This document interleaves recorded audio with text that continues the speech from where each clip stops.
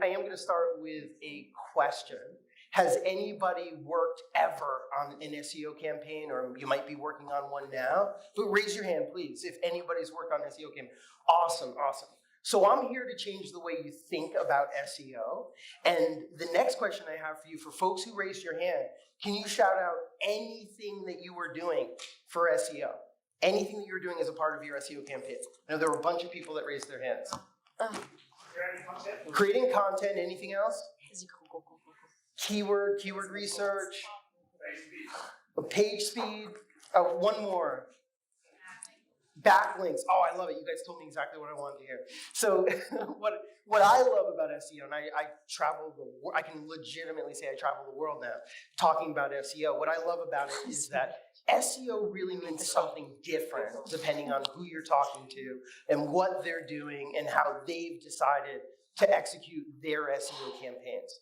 Sometimes I talk to people, and when their company says they want to do SEO, what they're thinking is they want to hire a web developer who's going to optimize their site, get all the HTML tags, canonical tags, site maps. We heard page speed over here to really optimize the site and get organic traffic. Other times I'll talk to a company and they want SEO, and what they're looking for is to hire a writer. And then there are other times when I talk to I have a client that I was just on the phone with yesterday, and they hired us to do link building. So when they came to us and they said, we need help with our SEO, what they really meant was, we need help doing link building. So SEO can be tough because there's so many different directions and things that you need to do. And it's not always clear what direction we should go down. Should we hire that web developer? Should we be working with a content writer? Should we be focused on link building to build our authority? And I'm going to tell you guys a secret. I'm not sure if there are any other agency folks in the room. If there are any agency folks in the room, you might want to put your hands over your ears. But the secret is that I've been doing SEO as a consultant for like the last decade, exclusively doing SEO. And we've had a number of projects where we've done really well. Organic traffic went up, client is super happy with me. The secret is that we don't always know what we did to make that happen. When we're doing SEO, we're doing a lot of the right things, but was it the canonical tags? Was it the page speed improvements? Was it the copy that we wrote, the content that we created, or was it the link building to build authority? I've been doing SEO for a very long, actually since 1999, believe it or not. We were literally optimizing for Yahoo, Ask Jeeves, Alta Vista, and I'm assuming people don't even remember those search engines now. But I've been doing SEO for a very long time, and sometimes I could try to pretend like I know exactly what led to the results, but I'm just not very good at pretending. So instead, we make sure that we do a lot of the right things, and if the project we're working on has the resources, we know one of them's going to hit, but we don't always know exactly which one it was. So getting into it here, when we're crafting strategies nowadays for SEO, it really helps to remember where SEO came from. Like basically, we're optimizing for Google because Google is the only game in town in terms of the amount of traffic and searches that they get.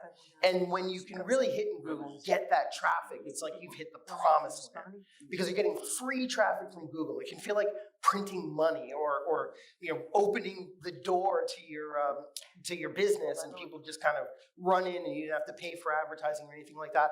I've been there. When it works, it's awesome. It feels like you've kind of mastered business and got everything right. But in order to craft SEO strategies, it's really important to understand where Google came from and where Google is headed. And that's what we're going to talk about quickly here.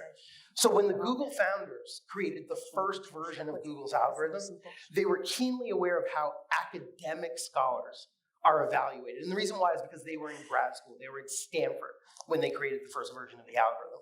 What they knew, because they were in grad school, is that academic scholars are evaluated based on when they publish papers, do other scholars reference and cite their papers?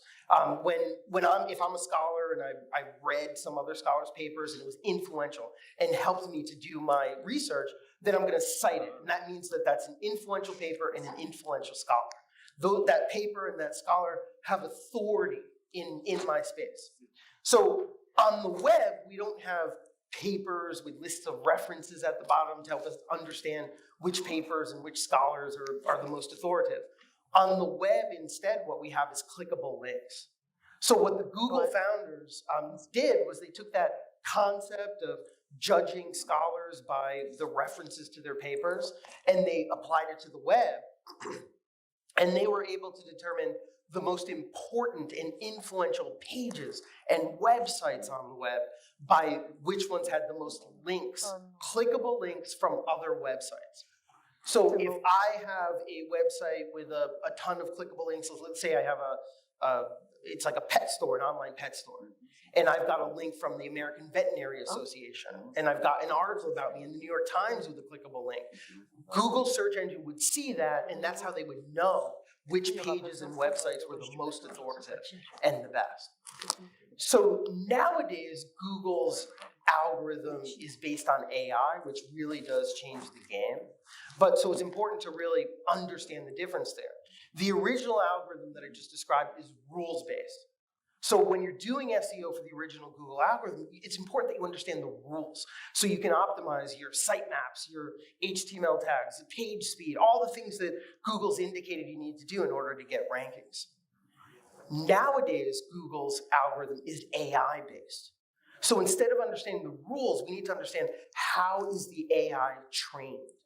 Because the AI, the way we think about it from outside of Google, it's a big black box where queries go in and results come out, and I want my website to be in the results, not my competitor's website. So Google's using AI for a number of different things in its search engine. So Google's using AI to understand when I'm searching what the query means, what am I really looking for? Google's using AI to figure out when to crawl your website, how many pages to crawl, what pages to crawl. Google's using AI to figure out how to rank pages. So now that it's got all these pages in its index, which pages should it be shown? And for us, it makes sense to think of it as a big monolithic algorithm, except for the fact that it's not a big monolithic algorithm. Like what's really going on when we say that Google is now an AI-based search engine is that Google's using a number of different AI algorithms to do a number of different things, and all of that is what we call Google from the outside. So Google's using natural language processing to understand queries and the intent behind the query and what you're actually looking for. Google's using deep learning to process pages online and understand what they're really about and how useful are they. And when people engage with this page, they bounce back to Google, so maybe it wasn't that useful. And then Google's also using classifiers, many, but I'm just giving examples here. Classifiers on pages, because the search algorithm wants to understand, is this a product page, or is this an article? Or maybe it's not safe for work, this website, so we want to classify it along that dimension too. So when we're talking about Google's AI algorithm, it's actually a number of different AI algorithms doing a lot of different things that Google stitched together. So why is AI better than the rules-based algorithm? It's better because at the end of the day, searchers get better results. And remember what Google cares about. Number one, what Google cares about is making the information on the web available, because for some altruistic reason they want to make my life better. But also what they care about is thriving as a business. And what that means to them, I can't say what that means to them, but maybe it means they can buy a third or a fourth jumbo jet to fly around the world. Maybe it means they can buy another house in Europe, I don't know. But they need to keep their business going. In order to do that, they need to give helpful results. They need to prove that they're the best search engine out there, and they do that by constantly updating their algorithm. And the switch to AI was a huge, huge benefit to them. And then also AI algorithms are learning algorithms. So it's learning from what we search for, what we click on, what sites we go to, and we stay there versus bouncing back. The other thing that's cool about the way AI is able to learn is that often there are new keywords that Google's never seen before. And the AI needs to figure out, what does this keyword mean? And it might be a trend, it might be a whole new industry that's being created. You can think about the concept, many of you in this room might be familiar with the concept of inbound marketing. It's ubiquitous in the marketing field nowadays, but the HubSpot founders are the ones that started talking about inbound marketing back in the day. And you can imagine the first time somebody typed inbound marketing into Google, Google has no idea what that means. But Google knows that it's seen some articles about it, And so the AI needs to figure that out and there's new keywords, new concepts that are introduced to the web every single day. So instead of a rules-based algorithm that somebody needs to somehow hard code this and figure out what the rules are and what all these different concepts mean, the AI can figure it out on the fly as new ideas are added on the web. And then also the AI can operate at scale. So we're talking about millions of different concepts, billions of different web pages and websites that are out there. So we need an algorithm, or Google needs an algorithm that can operate at web scale. And then faster algorithm updates. So instead of redefining all the rules and rolling out something and hoping it works, they can tweak the AI and it retrains itself. And it's just a much better experience for their engineers. And the AI can be trained by humans. And I think this is huge. Because with the rules-based algorithm, the rules were invented by Google's engineers, and they did a pretty darn good job early on. But what Google really wanted was an algorithm that could be trained by people, by searchers, by people in this room. Because at the end of the day, what Google's trying to do is show you what you're searching for. What do you expect to see? When I type in insurance, I expect to see Geico. And if Google doesn't show me Geico, Google's broken. And I expect to see Geico because of all their commercials and the awareness that we have of that particular brand. So the algorithm is very smart about showing us what we expect to see, like what we want and what we need to see, because they'll definitely throw in some brands that we may have never heard of. So now I'm going to talk about how Google's AI is trained. One thing that's important is that the Google algorithms are the Google engineers are identifying what we call signals. So these are the things that the algorithm is going to see. The algorithm is going to see your website, the pages on your website, how fast your page is loaded. It's going to see the links to your website. I mean, Google has said there's 200 of these signals, which are the things that it's measuring and collecting about your website and feeding that into the AI algorithm so that the AI algorithm can figure out which of those signals are important and weigh them. This is the type of thinking that it would be really hard for a human brain to do this because it's 200 signals that need to be weighed according to this statistical multi-layer neural network. It's crazy to think about it. But the first step here is that the Google engineers are identifying, well, what are these signals that they're going to capture and send to the algorithm? The next step is that they have human quality raters. So these are real people that Google's recruited to look at websites and identify which ones are trustworthy and authoritative and all of that. What's really important here, because I don't want to lead you guys down the wrong road, what's really important here is that these human quality raters are not looking at your website and determining whether you're going to rank or not.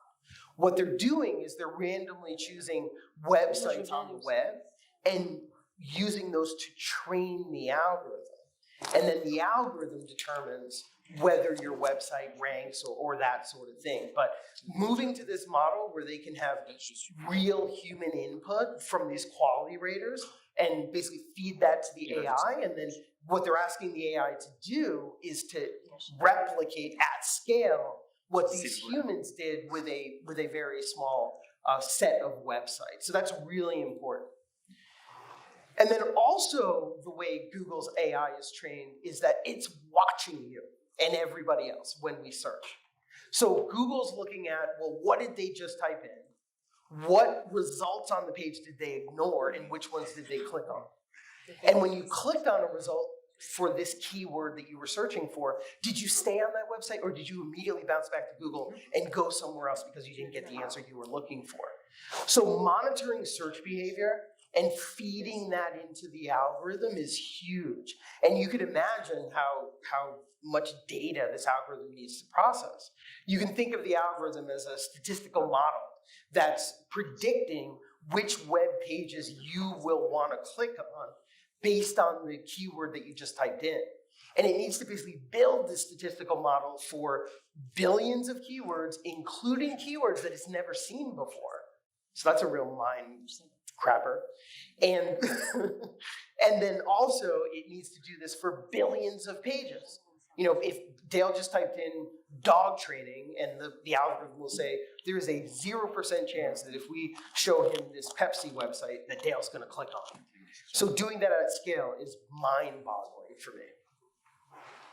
Now, a little bit about my background. So I've worked at the intersection of technology and marketing my entire career. I studied AI in grad school, and when we were in grad school, we were building a search engine for the Department of Defense.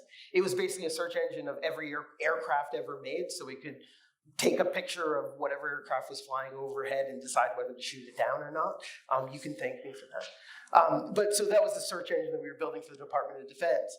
When I graduated, I decided instead of competing with Google, I should try to optimize for Google, and that's worked out well for me. I built a supercomputer for the NSA. It was a $6 million machine, and that's a story best told over a beer if anybody wants to grab a beer. And then I've been working for 15 years at my agency, where Fire and Spark, we focus exclusively on SEO, and we've worked for a number of clients, some of which you may have heard of. So I want to, before I really get into like AI and the purpose-driven strategy, I want to talk about the dual content strategy. So when we're doing SEO, first thing we want to do is make sure that we have a platform, basically what I call is a website that's not broken. If you're using a modern CMS for your website, something like HubSpot, Shopify, or WordPress, it's not going to be broken unless you mess things up, right? So we want to do a technical audit. There might be one or two things worth fixing immediately.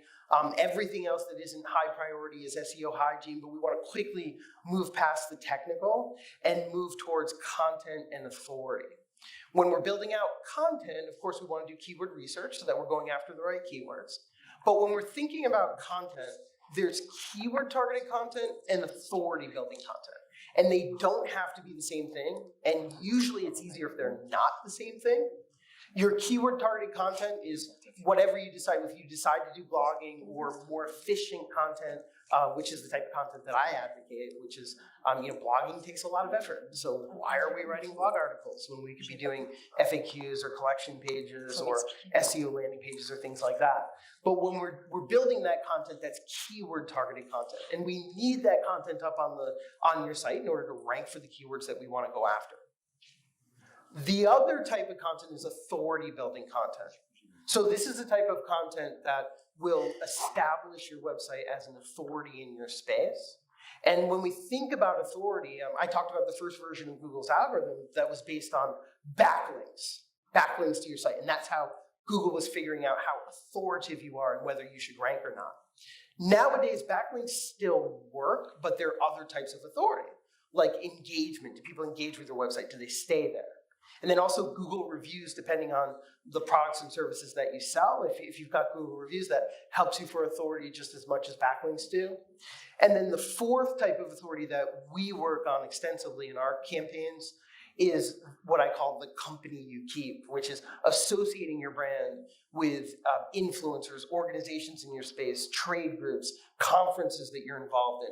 Because Google can see that, and one of the secrets is that this is a secret that Google keeps, is that Google has ways of determining like your membership in associations and whether you're licensed in your field. All of these things where Google can look at every database out there to figure out how authoritative you are.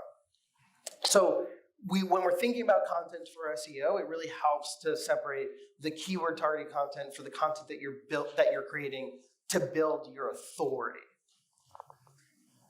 Now, just going to give a quick example here. We did a project for a company that builds 3D printers, and these are expensive machines.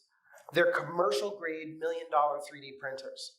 What we found is that we were building content on the site, and we want this content to rank for keywords like commercial 3D printer, or professional 3D, or industrial 3D printer, things like that.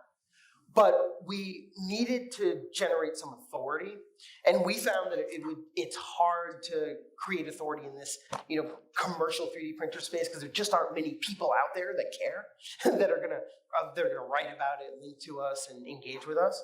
So what we did with this particular project was we had the keyword targeted content that was about commercial grade 3D printers, and we also had the authority building content, but the authority building content was going after 3D printing hobbyists.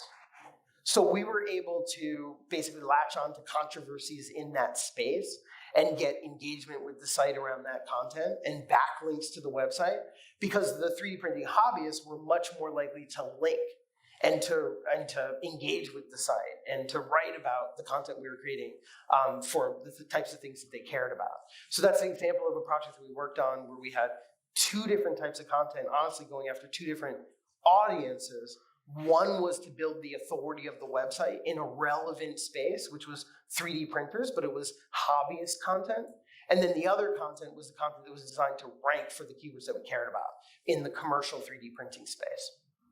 So now I want to talk about multi-factor authority, and this is really looking at building the authority of your website with not just links, but backlinks also do work too. And I want to tell a story about Fire Department Coffee. This is a project that we worked on. Fire Department Coffee, they sell coffee.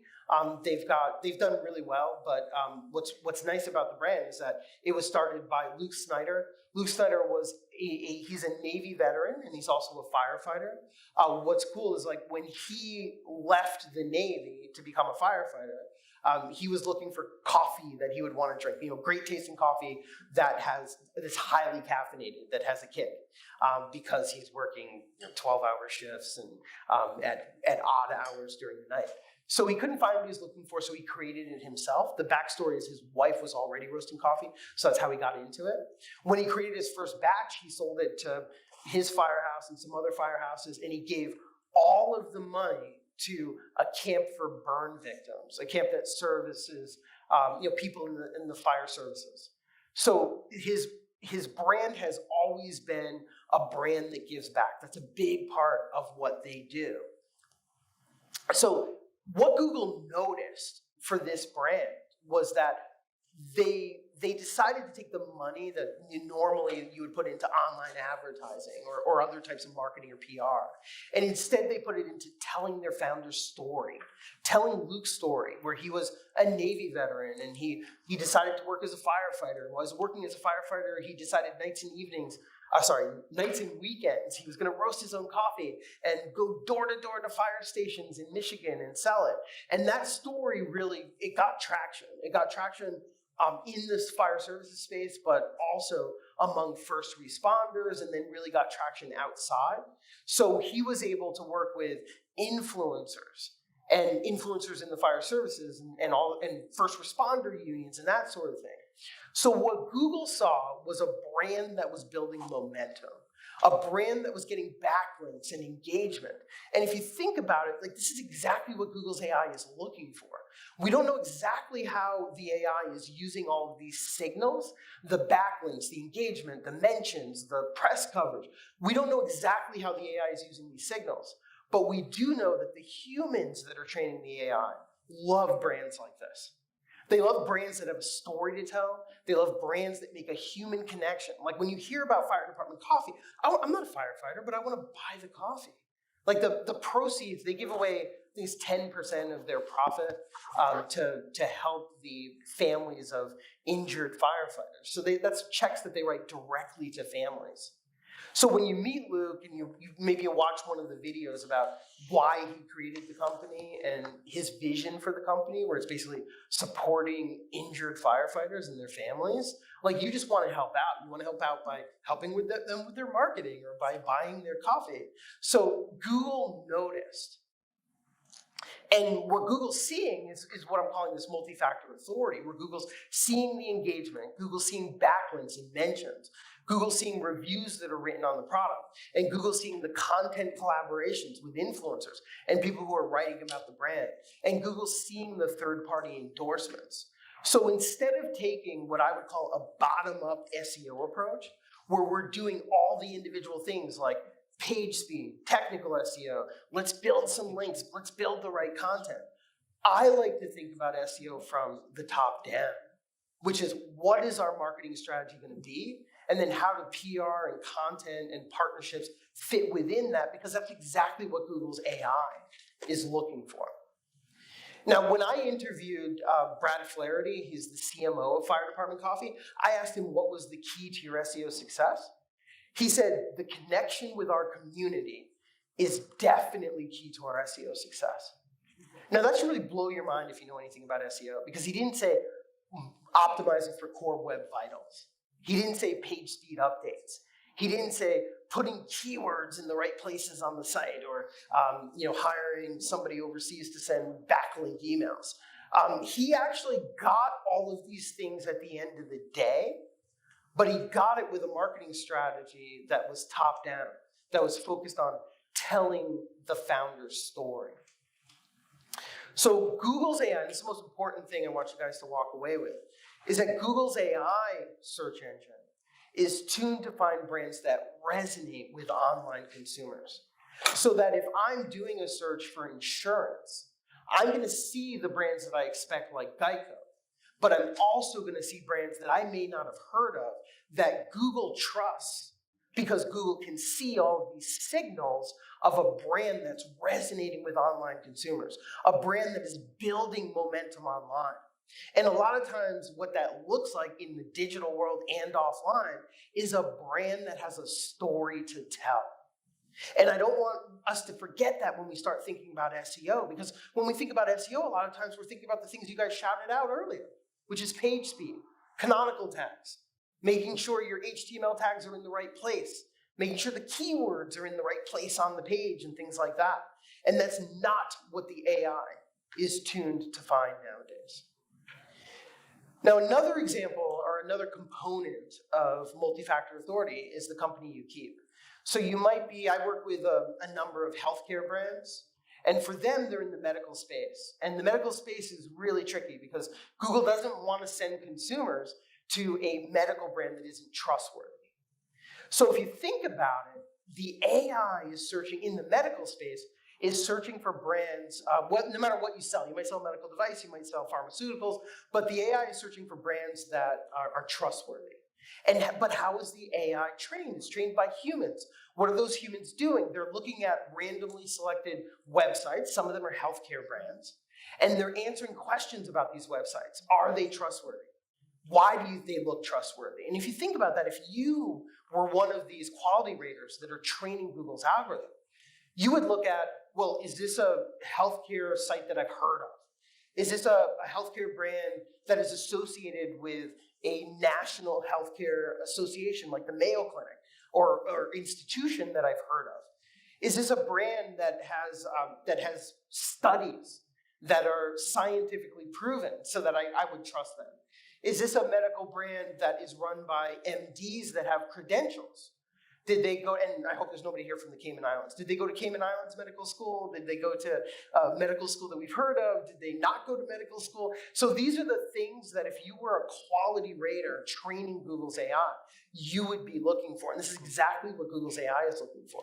So the company you keep is that Google wants to see that your brand is associated with authoritative individuals and organizations in your space. You might be in the healthcare field, you might be in the education field, you might be in the webinar field, whatever it is.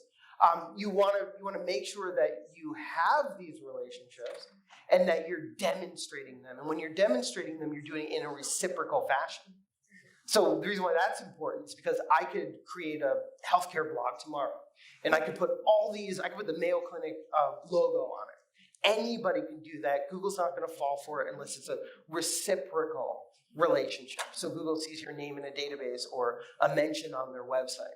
So we're always looking for content partnerships that demonstrate these relationships so that Google can see that you're associated with authoritative individuals and organizations in your space. And then also for the company you keep, that we're doing things like content partnerships to demonstrate these relationships, industry trade groups, event collaborations. You might be speaking at events or otherwise associated with events. And then website trust factors I'll talk about, and then any affiliations whatsoever. And a lot of it really depends on what industry you are in. So I'm going to talk about crafting SEO strategy. So we're putting this all together. We love the idea of purpose-driven SEO. If you think about the fire department coffee strategy, fire department coffee is a brand with a mission. It's a brand with a purpose. And any brand can do this. You don't have to have a social mission. And I'll give some examples. So there's a mission-driven, which might be a social mission. It might be a change that you want to see in your industry. The way that I like to think about this is I like to ask brands that we work with, like, is there a change that you would want to see in your industry? Is there a change you would want to see in your customer behavior? Or is there might be a regulatory change, and you could put your brand behind that, and that would be the purpose behind your SEO. There's product-driven, purpose-driven SEO, product-driven, purpose-driven. So your purpose-driven SEO could be product-driven, which means that you're more excited about the way your products are made or the materials you use for your products. And I'll give you an example of this. And then there's story-driven SEO. And this could be the story of how your company was founded, or the story of your founder, or the story behind the change that you want to make in your industry. We found that we can come up with one of these that works for pretty much every brand that has come to us. And I can give you an example.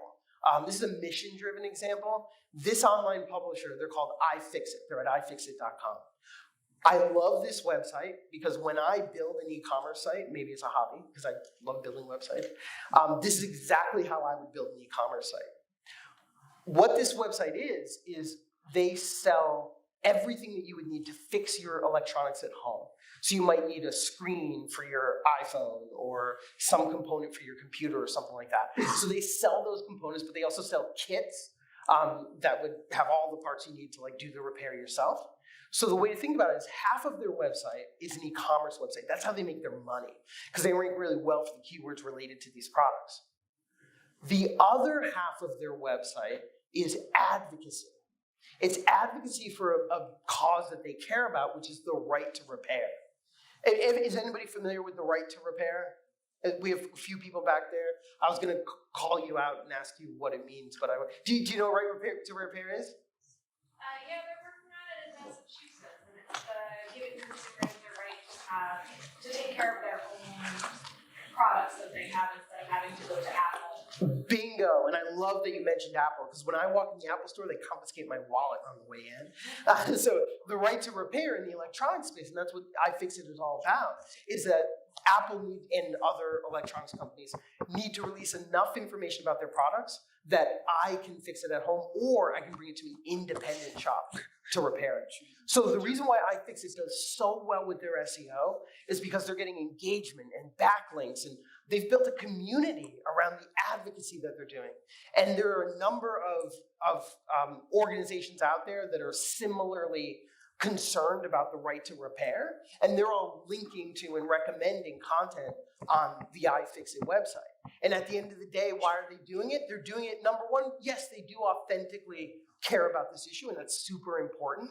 But what it translates to is a website that does really well in SEO, free traffic, and prints money for them. Another example of product-driven SEO, we worked with Yum Earth.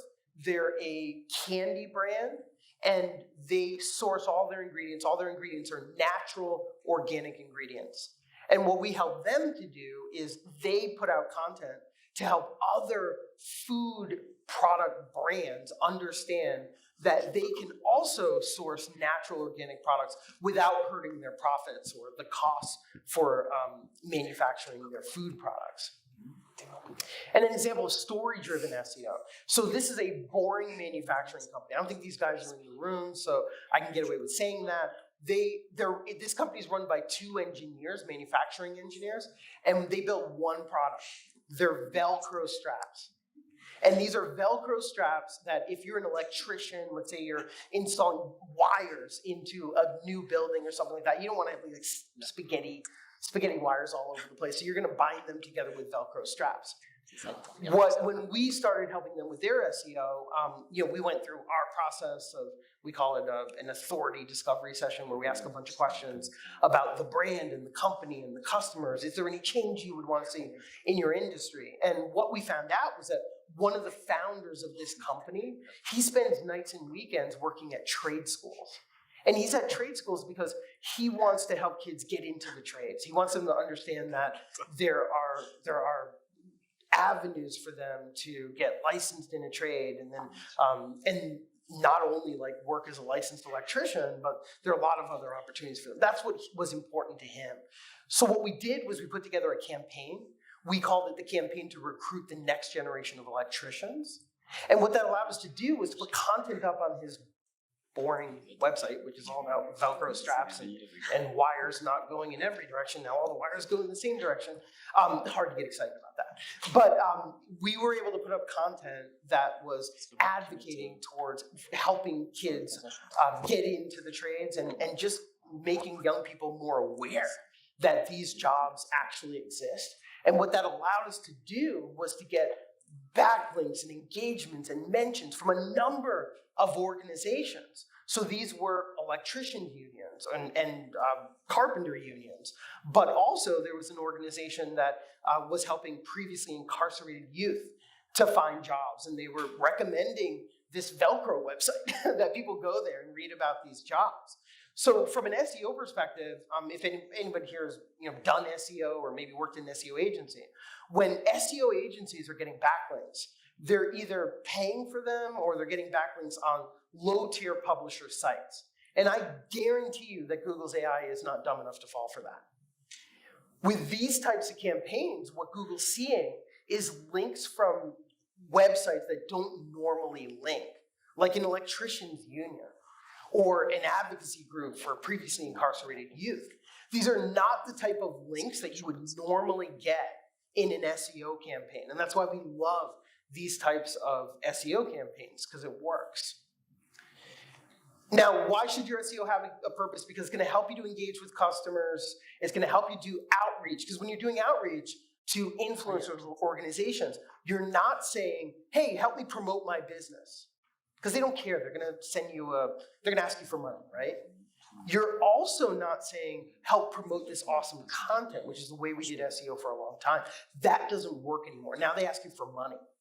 Instead, what you're saying is, you and I are like-minded. Help me spread my message on this issue that I know you care about. And that you can get amplification. You can get individuals and like-minded organizations to help you promote your message, which in turn is actually promoting your content and your products and your services and your brand. And it helps you to connect with industry trade groups and partner with like-minded individuals, and helps you build content partnerships. Content partnerships are hard unless you're opinionated and you have something to say. And help you build a community around your brand. So the important thing is it doesn't need to be a social mission.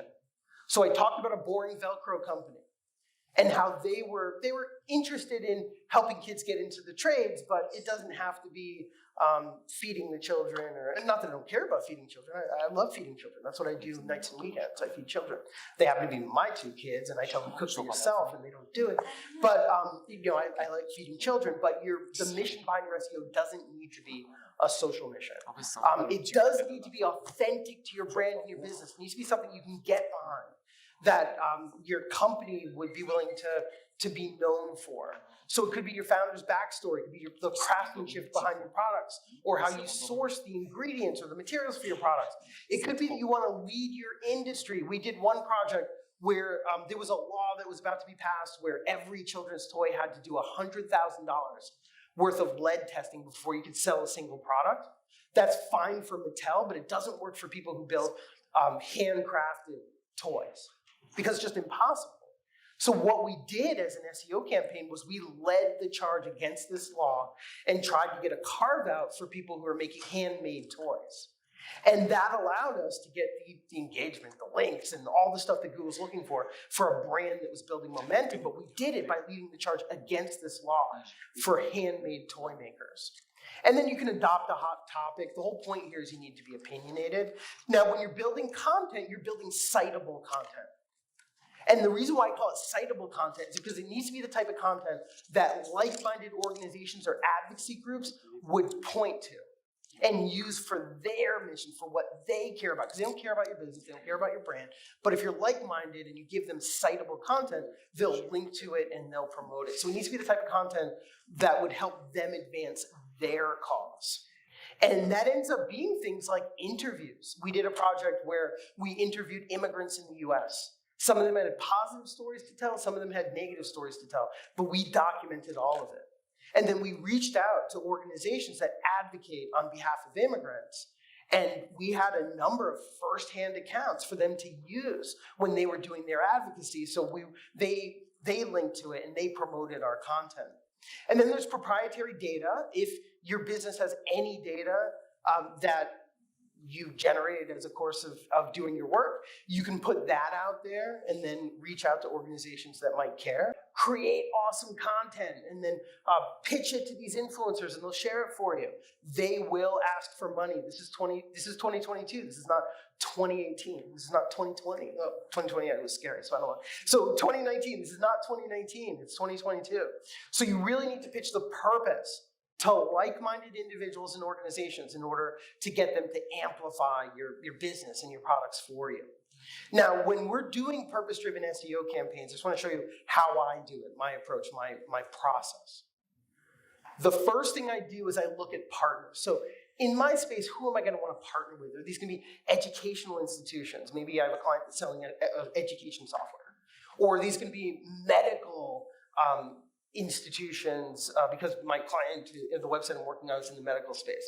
But first I want to understand, like, who are these people that I'm going to want to reach out to? Then from there, I'm doing my research and I'm looking at what do they care about? What are they writing about on their blogs? What are the hot topics in the industry? What change in the industry do they care about? And I need to choose one that's aligned with my company's or my client's values. So it needs to be aligned with your values. It needs to be something you put your brand behind. Then from there, I'm building the citable content. We had talked about interviews or opinion-oriented pieces or proprietary data pieces.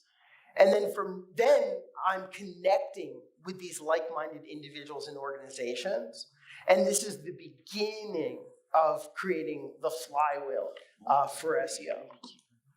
And the SEO flywheel that I'm talking about is when it's working, you've built the citable content.